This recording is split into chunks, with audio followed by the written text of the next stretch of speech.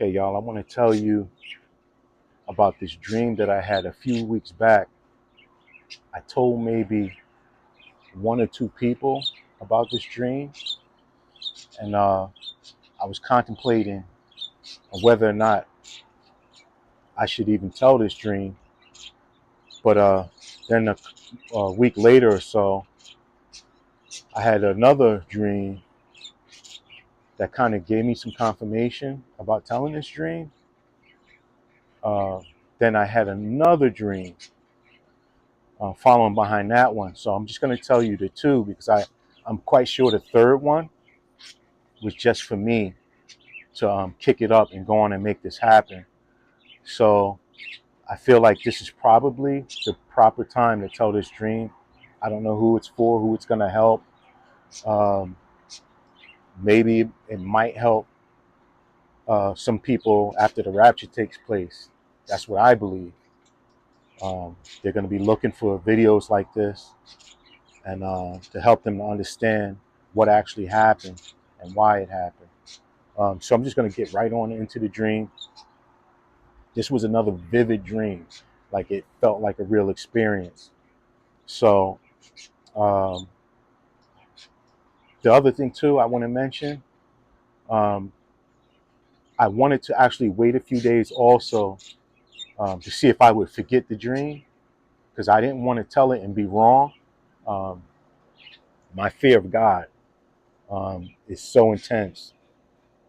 Just as much as my love for God is intense, my fear of God is just as intense. And I don't want to say anything um, that might come in a way that's false or that might be like a little out there. Um, but this is my dream that I really had. Maybe it doesn't even matter. I don't know. But I feel like in my spirit, I feel like I'm urged to tell it. So in the dream, it begins. I was in the middle of like a camp. When I say a camp, I mean like there's a group of people with me, like in like a wooded area. We're like in a wooded area, but we're in an open section of a wooded area. So right away in the dream, it starts by me sending people out in different directions. Like I saw there was a young woman, and I say, "Hey, look," I said, "Go that way and go find Elijah, and when you find him, bring him back." I said to some other guy, I said, "Yo, go find Elijah. Go find Elijah. When you find him, bring him back." I sent somebody else out, then I sent another group out. And this is what I was doing. I was just sending people out, and they would come back one by one. They would come back and be like, "Oh, he wasn't there," or there was always, "Oh, I couldn't find him. He wasn't over there. He wasn't over there." So I got very frustrated. I don't know why. Well, I do know why because I knew Elijah was there. I knew he was there to be found. Like if that makes any sense. Like I knew that he should have been found because I knew he was there. But the fact that they kept coming back, telling me that he wasn't found, it agitated me because I knew that he was out there. So I decided to go look for myself. And I was like, "Come with me. Just come with me. I know he's there. I know he's there." So when I headed in a particular direction, there was a bus. So I got on the bus, and one of the young women that I sent out was just sitting on the bus, like she was like tinkering like with her phone or whatever, and she was on this bus. And I asked her, I said, "Well, did you find Elijah?" She says, "No, I looked everywhere and he wasn't here." And I didn't bother to ask her why didn't she come back to tell me. I just said, "Get up." She was sitting down in the seat. It was like a school bus, um, rows of seats. So I said, "Just get up from the seat." So she got up off the seat and got off the bus. So I heard like a sound, like a like if somebody's like in a bag or something. So I took the seat and I just pulled up the seat. I pulled the seat up and I just threw it behind me. And there was a bunch of stuff on the floor under the seats, but there was a brown bag, like it was like a lambskin bag or a leather bag, and I could hear a voice in there, like like if you close somebody's mouth, like that. So I picked up the bag and I opened it, and as soon as I opened it, I heard like a sigh of like air, like breath. So I could smell an odor come from the bag. It was like perspiration, and like if somebody was fasting, and the you know how you fast, your breath might be a little tart. I could smell the odor of like perspiration and the odor of like a tart um, breath, and it was Elijah. It was Elijah. It was Elijah the prophet. He was in this bag, and he spoke to me, and what he said to me was,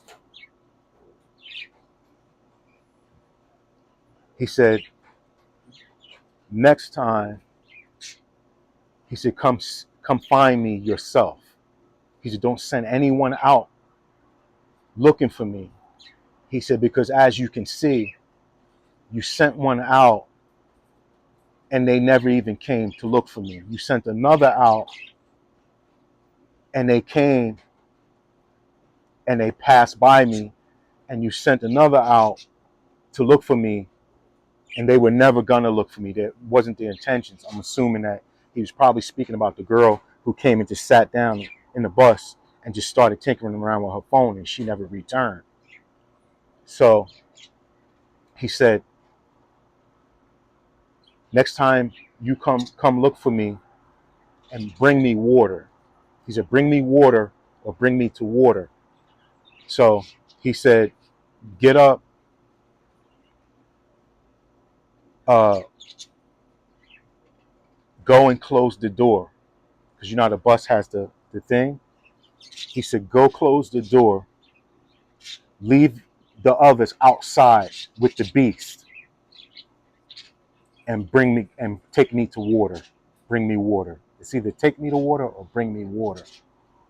And this, he's actually speaking to me, and this is the prophet Elijah. This actually happened in my dream. So, and it was like a real experience. So you can probably see why I was a little hesitant to tell this dream. Um, but basically, um, he tells me to come seek him myself. And then to close the door of the bus and to leave and to bring him to water, leave the others outside with the beast. So I was told to leave all those people that I sent out to look for him, and they kept coming back with these excuses how they couldn't find him. He told me to close the door, shut the door, and leave them outside with the beast. And I forgot to say one more thing. When I was on the bus, I turned around and looked out. This is when I came onto the bus before I actually saw the girl. Um, like an alligator kind of crawled up outside the door of the bus, and a bunch of other like beasts, like wild beasts, started to like come toward the bus.